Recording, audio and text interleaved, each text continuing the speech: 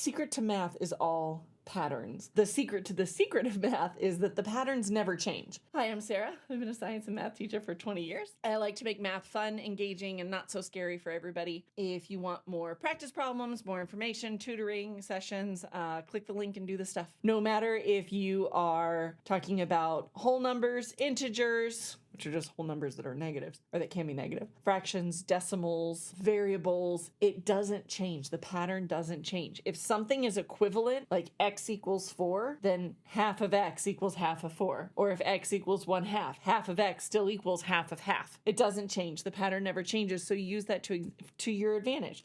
If we get really comfortable when things are easy, when numbers are simple, we're going to be just fine when the numbers get more complicated. If it doesn't fit the pattern, it's not the answer. Here's a nice example. Okay, proportions. Remember, proportions, A over B equals C over D. So we've got proportions. These are these relationships between these different values. So the relationship between A and B is the same as the relationship between C and D.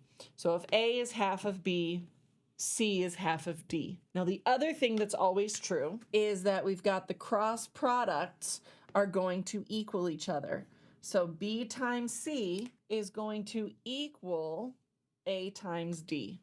And again, that doesn't change. If A is 1 and B is 2, C is 3, D is 6. So the relationship between each of these is the same thing. So 1 is half of 2, 3 is half of 6. 2 times 3 is 6. 6 times 1 is 6. The pattern doesn't change. If I made one of these negative, if it were 1 over -2, and it would have to be 3 over -6. So then we would have -6 times 1 equals -6, and -2 times 3 equals -6. Again, doesn't change. It doesn't change anything, even if the numbers get really complex.